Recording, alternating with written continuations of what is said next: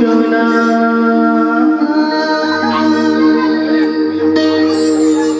किसी से उनकी मंजिल का पता पाया नहीं जाता। किसी से उनकी मंजिल का पता पाया नहीं जाता।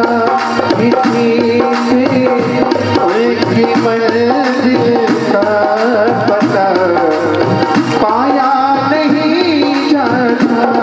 किसी से उनकी मंजिल का पता पाया नहीं जाता। वो है जहाँ वो है फरिश्तों का वहाँ पाया नहीं जाता। फरिश्तों का वहाँ साया नहीं जाता। किसी से उनकी मंजिल का पता पाया नहीं जाता।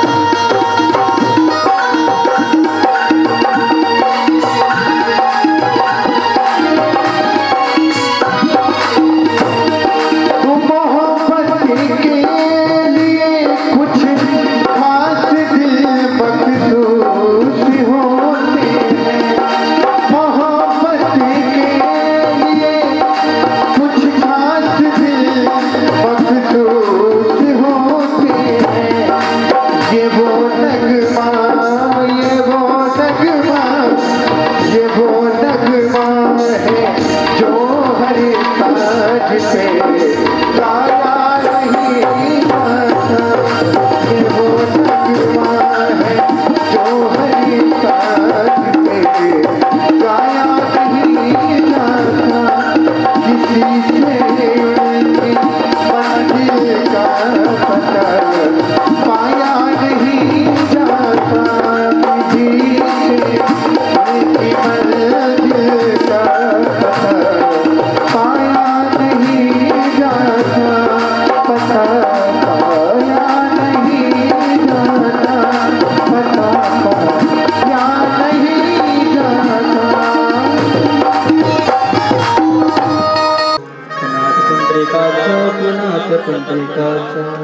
पूरा हाथ बनाए, हाथ में जल चढ़ाए, हाथ में अक्षत और पुष्प लेकर के कलश का ध्यान करें।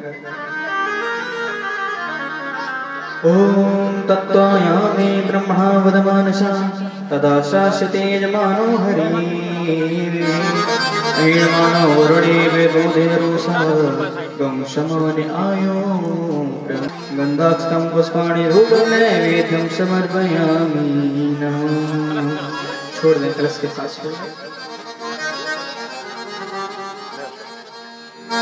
विनाशाय गोविन्दाय नमो नमः। रासमण्डल मध्यस्थं रासोल्लासवत्सकं रत्नसिंहासनस्थं च रत्नभूषणं रासोत्सुकानां गोपीनां कान्तं शान्तं मनोहरं प्रणम्यतमित्युक्त्वा पृष्ठवदनासने उवासा सकामाचार्य सिंहासनीवरे माणिक्यं प्रातोत्थाय विद्यावान् पुत्रवादनवान् वसुदेव सुतं देवं हर्षचारुणमर्दनं देवकी परमानन्दं कृष्णं वन्दे जगद्गुरुं सत्यस्वरूपं सत्येशं सत्यप्रियं सनातनं सत्याधारं च सत्यं सत्यमूलं नमः।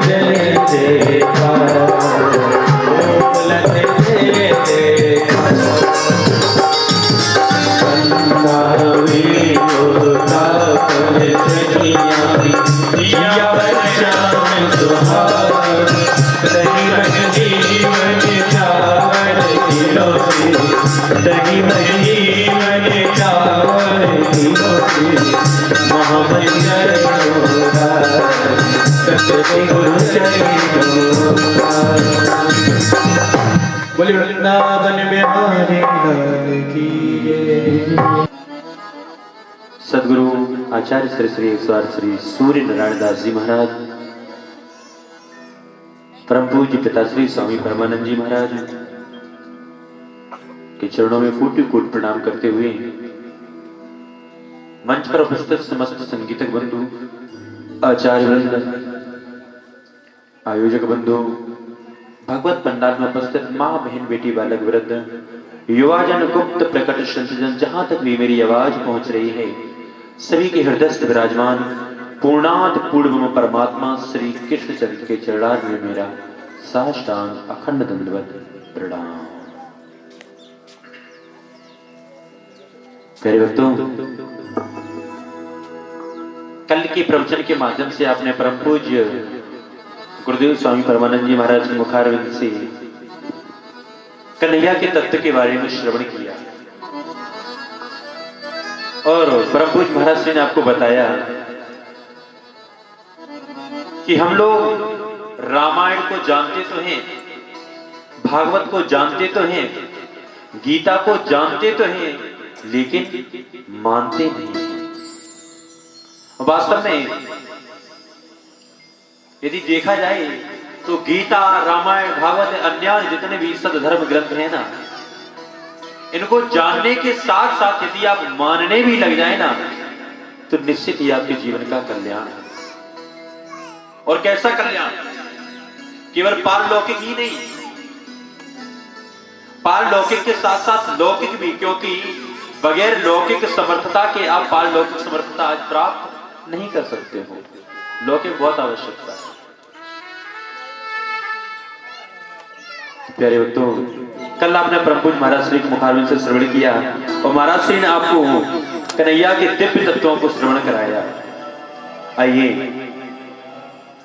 आज की कथा आरंभ करने से पूर्व, आज के प्रवचन को आरंभ करने से पूर्व सही वक्त बड़े प्रेम से कन्हैया के चरणों की ओर चलेंगे और श्याम सुंदर से केवल यही प्रार्थना करेंगे, कन्हैया एक बार मुझ पर भी कृपा करो। और कृपा क्या करो?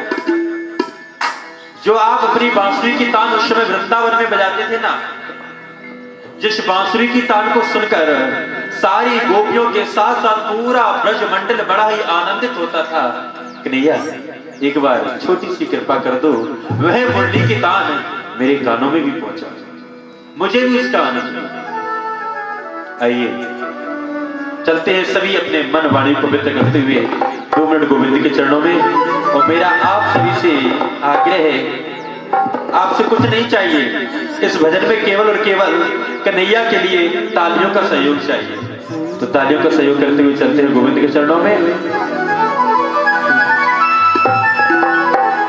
बता दो ओ मेरे श्याम, ये बता दो बोतानी कौन सी है, मेरे श्याम ये बता दो।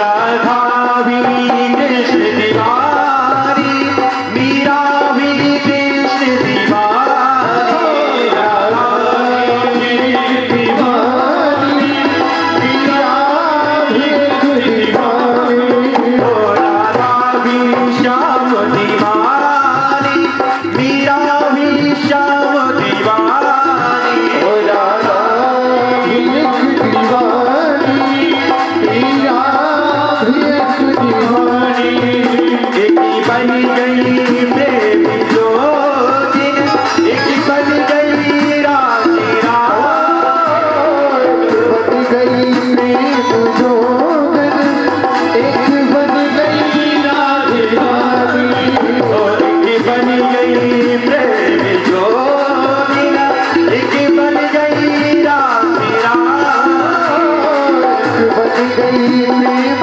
जोगन एक बन गई राजधानी ये समर पड़े तेरा दीवाना, ये समर पड़े तेरा दीवाना, मस्ती में डूब जाओ, मेरे श्याम ये बता दो, और वो तारी कौन सी है मेरे ओ मेरे श्याम ये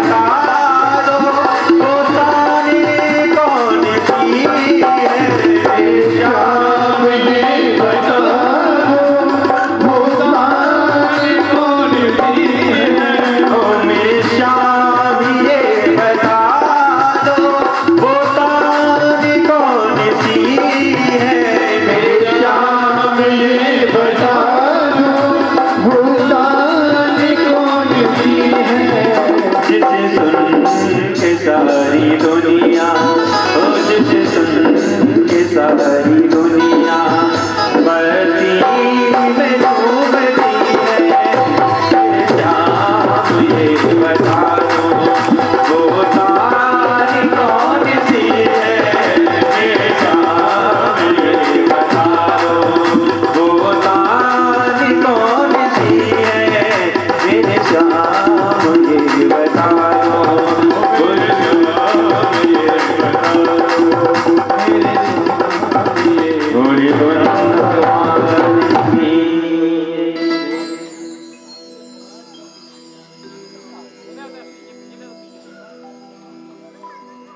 प्यारे भक्तों, आइए चलते हैं। और जैसा कि कल मैंने आपको बताया था प्रारंभ, जब प्रवचन प्रारंभ करने से पूर्व, कि वास्तव में सत्संग का लाभ क्या है। विधि सत्य संगे विवेकी न होई, बिन प्रभु कृपा सुलभ नहीं, विधि सत्य संग विवेकी न होई, बिन प्रभु कृपा सुलभ नहीं सोई, विधि सत्य संग विवेकी न होई, बिन प्रभु कृपा सुलभ नहीं सोई। सत्संगत में जाने से जो ना विवेक की जागृति होती है। गोस्वामी तुलसीदास जी मानो इस चौपाई के माध्यम से हमको बता रहे हैं कि जब व्यक्ति सत्संग में जाता है तो उसके विवेक की जागृति होती है। और सत्संग मिलता कब है? जब परमात्मा की विशेष कृपा होती है, विशेष कृपा। और हम कृपा के पहले पात्र बनते हैं। कुछ भी हो, कोई भी कार्य करें ना, तो उस कार्य को करने से पहले ही मेरे को पात्रता बहुत आवश्यक होती है। पात्रता बहुत आवश्यक है। तो कन्हैया की, मेरे प्रभु की मेरे ऊपर कृपा हो, ऐसा क्या हम कार्य करें जिससे हम उस कार्य के पात्र बन जाएं, जिससे मेरे ऊपर कन्हैया की कृपा हो। तो हमारे जो साधु संत है ना, वे बताते हैं, और मानो मेरे गोविंद भी कहते हैं, कन्हैया को हृदय में धारण करने के लिए, कन्हैया की कृपा के पात्र बनने के लिए सबसे अधिक यदि आवश्यकता है ना, तो पहले आप निष्कपट, सर्वप्रथम निष्कपट बने। किसी के प्रति कपट की ईर्षा भावना ना हो, किसी के प्रति ईर्षा की भावना ना हो, वह ज्यादा बढ़ गया मैं कम रह गया ये भावना ना हो। छल कपट ईर्षा की भावना जब तक आपके हृदय में रहेगी, आप कन्हैया को प्राप्त करने के पात्र नहीं बन सकते। आज के करीब 2600 वर्ष पूर्व भारत में एक महापुरुष ने जन्म लिया था जिसका नाम था गौतम बुद्ध। आज जो हमारे आईएएस आईपीएस अधिकारी बनते हैं ना, तो उनको महात्मा गौतम बुद्ध की फिलॉसफी पढ़ाई जाती है, दर्शन पढ़ाया जाता है। और महात्मा गौतम बुद्ध की बड़ी सुंदर सी एक बात है। महात्मा गौतम बुद्ध के शिष्य कौन है? आनंद। मानो आनंद को सुना के महात्मा गौतम बुद्ध कहते हैं कि हे आनंद, और यह बात केवल भगवान ने आनंद से ही नहीं कही, यदि उसको हम धारण करेंगे ना, तो यह बात कहीं ना कहीं मेरे लिए भी हो सकती है। भगवान आनंद से कह रहे कि आनंद, जिस प्रकार लोहे से जंग उत्पन्न होती है और उसी लोहे को खा जाती है, जिस प्रकार जंग लोहे से उत्पन्न होकर उसी लोहे को खा जाती है, ठीक इसी प्रकार मनुष्य के हृदय से ईर्षा का जन्म होता है और अंत में उसी को खा जाता है। ईर्षा कहां से प्रकट हुई? आपके हृदय से। ध्यान रखना आप लोग सब। मनुष्य के हृदय से ईर्षा प्रकट होती है और अंत में उसी को खा जाती है। इसलिए कभी भी किसी से ईर्षा नहीं करनी चाहिए। यह कहां से प्राप्त होता है? सत्संग से। सत्संग में आने से हमारे अंदर विवेक की जागृति होती है। हमको पता चलता है क्या कि छल कपट ईर्षा द्वेष यह सब हमको नीचे ले जाती है और इनसे ही झगड़ा उत्पन्न होता है। कलयुग में तो झगड़ा बहुत होता है। अब आपके यहाँ पे होता हो ना होता हो, लेकिन मेरे यहाँ पे तो बहुत होता है। यूपी तो नंबर 1 में इस बात में झगड़ा, इन्हीं से झगड़ा उत्पन्न होता है। और जब झगड़ा उत्पन्न हुआ ना, झगड़ा सीधी सीधी लड़ाई, लड़ाई से क्या होता है? विनाश। कोई बच ही नहीं सकता।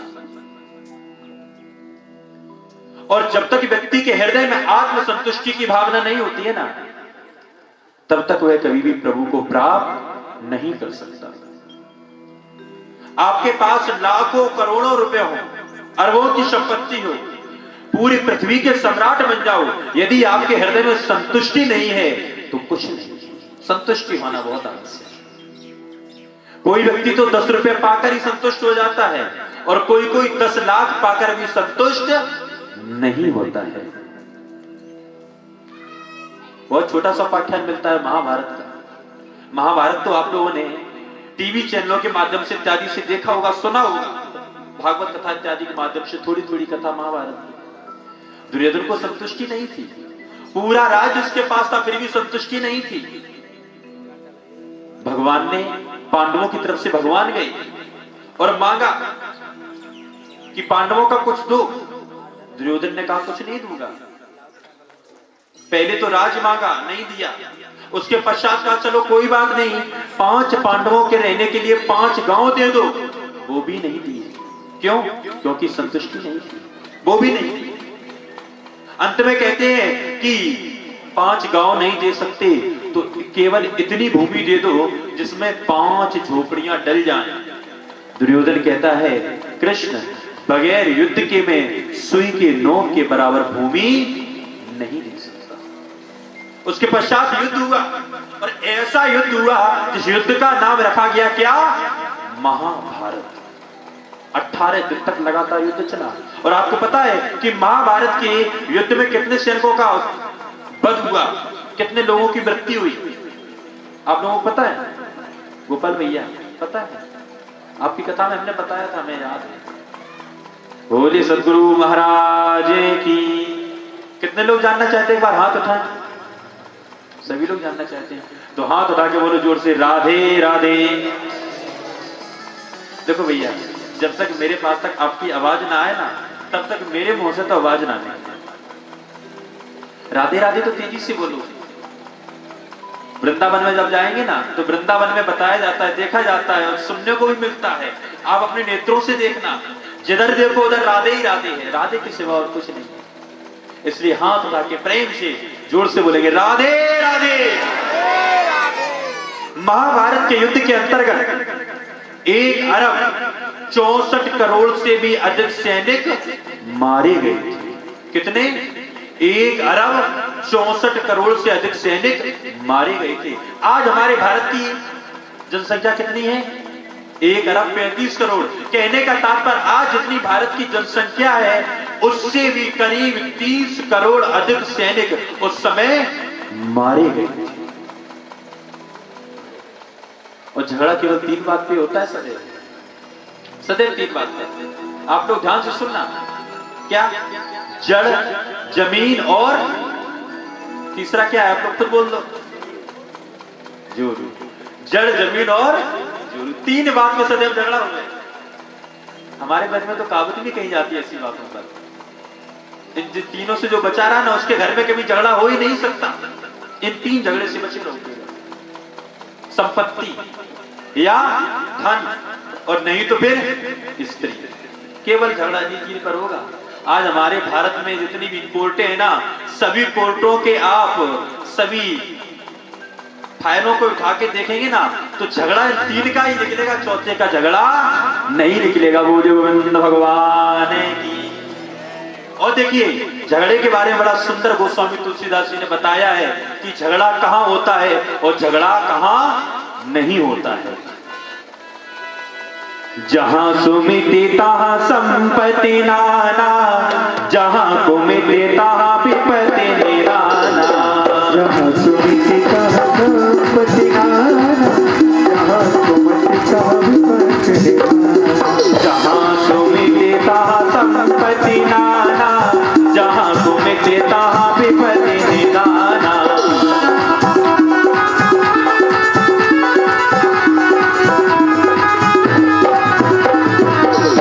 कहने का तात्पर्य जहां पर सुमित होती है वहां पर नाना प्रकार की संपत्ति होती है, अनेक संपत्ति होती है। और संपत्ति केवल धन की ही नहीं होती है। केवल यदि आप धन को ही अपनी संपत्ति मानते हो तो यह अज्ञान है। इस भ्रम को दूर करो। संपत्ति सभी प्रकार की होती है। धन की तो सबसे निम्न है। सबसे प्रथम संपत्ति यदि कोई है तो वह क्या है? आपका चरित्र। पहली संपत्ति। आप लोग ध्यान से सुनना। अंग्रेजी के एक विद्वान हुए जिनका नाम है सुकरात। बड़ी सुंदर उन्होंने एक बात कही है, if wealth is lost nothing is lost, if health is lost something is lost, but if character is lost everything is lost. कहने का तात्पर्य इफ वेल्थ इज लॉस्ट, सबसे पहले यदि आपका धन जाए तो समझो कुछ नहीं गया। क्यों? क्योंकि धन सबसे निम्न संपत्ति के रूप में आता है। यदि आपका धन आपसे अलग हो जाए, चुर जाए या कुछ हो जाए, समझो कुछ नहीं गया। क्यों? क्योंकि शरीर स्वस्थ है ना तो धन को दोबारा कमाया जा सकता है। अर्जन करने की वस्तु है, कमाया जा सकता है। If wealth is lost nothing is lost, if health is lost something is lost. यदि आपका शरीर अस्वस्थ है, शरीर में कोई कमी आ गई है, आपका एक हाथ कट गया या आपका एक पैर कट गया तो समझो कुछ ना कुछ चला गया, कुछ ना कुछ चला गया। थोड़ा बहुत गया लेकिन पूरा नहीं गया, थोड़ा गया। उसके पश्चात कह रहे हैं क्या? If character is lost everything is lost. कहने का तात्पर्य यदि आपका चरित्र चला गया, फिर आप पूरे पृथ्वी के सम्राट क्यों ना हो, शरीर में अपार बल क्यों ना हो, यदि आपके पास चरित्र नहीं है तो आपके पास कुछ भी नहीं है। बोले गोविंद भगवान की। तो पहली संपत्ति क्या है? चरित्र। गोस्वामी तुलसीदास जी ने जो कहा ना, जहां सुमित तहां संपत्ति नाना, तो पहली संपत्ति क्या है? चरित्र। यदि आपके पास चरित्र है ना तो सब कुछ आपके पास है। पातंजलि योग शास्त्र के अंतर्गत एक बहुत छोटी सी कथा आती है। आप सभी लोग चाहते हैं कि मेरे पास धन बहुत हो, हम धनवान बने। कितने लोग चाहते हैं? एक बार हाथ उठाएं। जो चाहते हैं कि मेरे पास धन बहुत आए वो एक बार हाथ उठाएं। अब मन में तो सभी सोच रहे, लेकिन हाथ जासो ना उठा रहे कि पता नहीं महाराज जी क्या कहते हैं। बोले गोविंद भगवान की। भाई धन की लालसा तो सभी को है। हाँ भैया बोल रहे हमने उठा दे सभी को, हमारे गोपाल भैया ने भी उठाई। तो धन को प्राप्त करने का मेरे पास एक उपाय, यदि आप लोग जानना चाहते हो ना तो हाथ उठा के बोलो राधे राधे। अरे भैया हाथ उठाते रहोगे ना तो शरीर का इंसुलिन कम नहीं होगा, बढ़ता जाएगा, फिर आपको शुगर नहीं होगा, डायबिटीज इत्यादि बीमारी नहीं होगी। इसलिए हाथ उठा के राधे राधे बोलते रहो। तो हाथ उठा के बोले क्या, राधे राधे। पातंजलि योग शास्त्र के अंतर्गत एक कथा आती है। जो व्यक्ति धनवान बनना चाहता है उसके लिए बड़ी सुंदर कथा है। और धनवान तो सभी बनना चाहते हैं। आज पूरे भारत में झगड़ा ही इसी बात का कि मैं धनवान हो जाऊं, मैं धनवान हो जाऊं। एक बार एक भक्त, धन की देवी कौन है? धन की देवी का नाम क्या है? दुर्गा मैया या पार्वती? लक्ष्मी। एक बार लक्ष्मी जी का भक्त लक्ष्मी जी की आराधना कर रहा था, पूजा कर रहा था। और जब उसने तीव्र भक्ति की ना तो लक्ष्मी जी प्रकट हो गई। लक्ष्मी जी को जैसे ही प्रकट हुआ देखा, वह भक्त खड़ा हो गया, मैया के चरणों में प्रणाम किया। तो चरणों में प्रणाम किया तो देखा कि मैया की एड़ी, जो पैर में एड़ियां होती है ना, वह घिसी हुई है। उसके पश्चात वह खड़ा हुआ तो देखा मस्तक भी घिसा हुआ है। तो बताया जाता है जो भगवान का सच्चा भक्त होता है ना, वह अपनी पीड़ा तो भूल जाता है, पहले अपने भगवान की पीड़ा को देखता है। वह कहने लगा भैया आज मैं ये क्या देख रहा हूं, आप मेरे पर प्रसन्न हुई, आपने मेरे को दर्शन दिए, मेरे अहोभाग्य। लेकिन भैया मेरे को यह बताओ आपके पैर की एड़ियां ये क्यों घिसी हुई है, साथ ही साथ आपका यह मस्तक क्यों घिसा हुआ है, मेरे को यह बताओ भैया। धन की देवी कौन है? लक्ष्मी जी। लक्ष्मी जी कहने लगी अरे भक्तराज, जो केवल ऐसा मानते हैं कि मैं ही सर्वेश्वरी हूं, जो मेरे को ही सब कुछ मानते हैं, यानी धन की देवी लक्ष्मी को ही सब कुछ मानते हैं, जो ऐसा समझते हैं यही जगदाधारी हैं, इन्हीं के द्वारा सब कल्याण होने वाला है, ऐसे भक्तों को ठुकराते ठुकराते मेरे पैर की एड़ियां घिस गई। भक्त को आश्चर्य हुआ। बात किनकी हो रही है? देवी लक्ष्मी की, जिनकी आप लोग पूजा करते हैं। और यह कथा आपको कहां पढ़ने को मिलेगी? पातंजलि योग शास्त्र के अंतर्गत। जो भक्त ऐसा समझते हैं कि धन की देवी लक्ष्मी यानी मैं ही सब कुछ हूं, ऐसे भक्त को ठुकराते ठुकराते मेरी पैर की एड़ियां घिस गई। और सब कुछ छोड़ करके परमात्मा श्री कृष्ण की साधना करते हैं, और परमात्मा कृष्ण की साधना के साथ साथ अपने चरित्र की पूजा करते हैं। ऐसे भक्तों की चौखट पे माथा रगड़ते रगड़ते मेरा ये माथा घिस गया। बोले गोविंद भगवान की। तो कहने का तात्पर्य, यदि आप चरित्रवान बन जाएंगे ना तो जिन धन की देवी लक्ष्मी की आप पूजा करते हैं, यही धन की देवी लक्ष्मी आपके घर की चौखट पर माथा रगड़ेगी। कब? जब आप चरित्रवान होंगे। इसलिए चरित्र से बड़े धन इस संसार में कोई दूसरा नहीं है। अरे धन से गिरा हुआ व्यक्ति तो धन को पुनः अर्जित कर सकता है। शरीर में यदि रोग हो जाए तो औषधियों के द्वारा उस रोग को हरा जा सकता है, लेकिन व्यक्ति यदि अपने चरित्र से गिर जाता है तो जीवन में कभी भी उठ नहीं पाता है। इसलिए मेरे प्यारे भूत प्रेमियों, सर्वप्रथम संपत्ति जो पहली संपत्ति है चरित्र, इसकी आप रक्षा करें।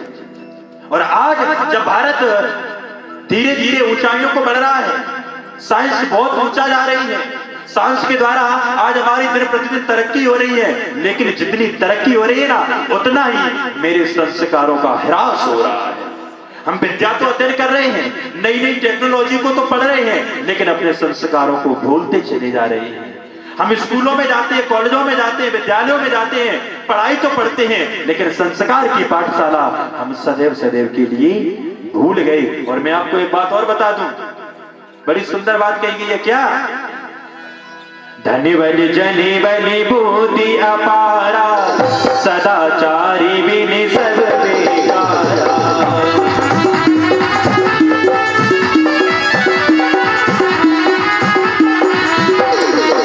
धनी बलि जनी बलि बुद्धि अपारा, धनी बलि जनी बलि बुद्धि अपारा, सदाचारी बिनि सब बेकारा।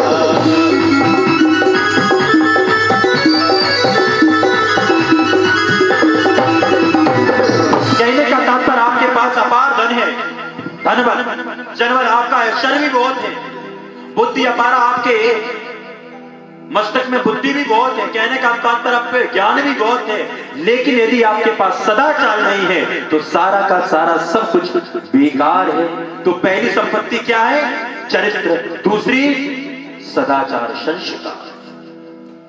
जिसके पास ये दो होंगे ना, उसके पास तीसरी जो संपत्ति है क्या? धन, वह अपने आप आ जाएगा, फिर आपको कमाने की जरूरत नहीं पड़ेगी। क्यों? क्योंकि हमारे शास्त्रों में कहा गया है, अधमा धनम इच्छन्ति धनम मानव चा मध्यमा उत्तमा मानव इच्छन्ति मानो ही महता धनम। जो अधम प्रकार का व्यक्ति होता है, 3 प्रकार के व्यक्ति बताए गए हमारे शास्त्रों में, अधम, मध्यम और उत्तम।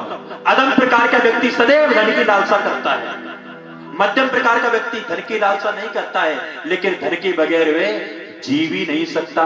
लेकिन जो उत्तम प्रकार का व्यक्ति होता है, जो सदाचारी होता है, सच्चरित्र होता है, वह धन की इच्छा नहीं करता है, लेकिन धन उसके सदैव पीछे पीछे रहता है। क्यों? क्योंकि उसके पास सदाचार है, उसके पास चरित्र है, और जिसके पास चरित्र है, जिसके पास सदाचार है, जिसके पास संस्कार है, धन उसके पीछे रहता है। बोले गोविंद भगवान की। बात कैसी लगी आप लोगों को? अच्छी लगी? तो एक बार हाथ उठा के बोलो राधे राधे। आइए 2 मिनट गोविंद का नाम। मेरी बिगड़ी बना देगी, तेरी बिगड़ी बना देगी, चरण रज राधा प्यारी, तेरी बिगड़ी बना देगी, तेरी बिगड़ी बना देगी, चरण रज राधा प्यारी, तेरी बिगड़ी बना देगी। देखिए, ये बहुत छोटी सी बात है। यदि राधे रानी के द्वारा अपनी बिगड़ी को बनवाना है ना, तो क्या करना होगा? कम से कम ताली तो बजाओ। जब भी भजन हो, कीर्तन हो, तो हाथों का क्या होगा? कुछ नहीं होगा। और यदि आपने ना देखा हो तो कभी मुर्दा घर में जाना और देखना कि अंत में शरीर की क्या दशा होनी है, कुछ नहीं बचेगा। इसलिए इस शरीर का उपयोग करो। हाथ ताके ताने जाते हुए, तेरी बिगड़ी बना देगी, तेरी बिगड़ी बना देगी, चरण रज राधे श्री राधे तन में।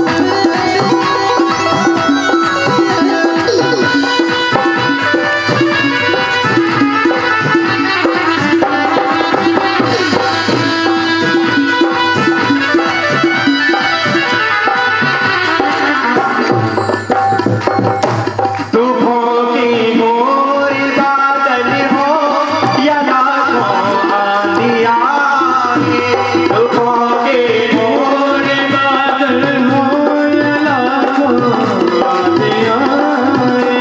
दुखों के घोर बादल हो या लाखों आंधियाँ आए। दुखों के घोर बादल हो या लाखों आंधियाँ आए। तुझे सबसे बचा लेगी, तुझे सबसे बचा लेगी चरण रज श्यामा प्यारी की। तुझे सबसे बचा लेगी चरण रज श्यामा प्यारी की। तेरी बिगड़ी बना देगी, तेरी बिगड़ी बना देगी चरण रज राधा प्यारी की। चरण रज राधा प्यारी की। जय राधे राधे, जय राधे राधे, जय राधे राधे, जय राधे राधे, जय राधे राधे, जय राधे राधे, जय राधे राधे, जय राधे राधे, जय राधे राधे, जय राधे राधे, जय श्री राधे। बोलिए गोविंद भगवान की। प्यारे भक्तों, जैसा कि मैंने अभी आपको बताया कि परमात्मा किस तरह प्रसन्न होते हैं, और देखिए हमारे शास्त्रों में कहा गया है, गोस्वामी तुलसीदास जी भी ने कहा है, भाभी को भाव ऐन के आलस हो, माँ नाम जपते मंगले दस दिस हो। भाव को भाव ऐन के आलस हो, नाम जपते मंगले दस दिस हो। भाव को भाव ऐन के आलस हो, नाम जपते मंगले दस दिस हो। भाव को भाव ऐन के आलस हो, नाम जपते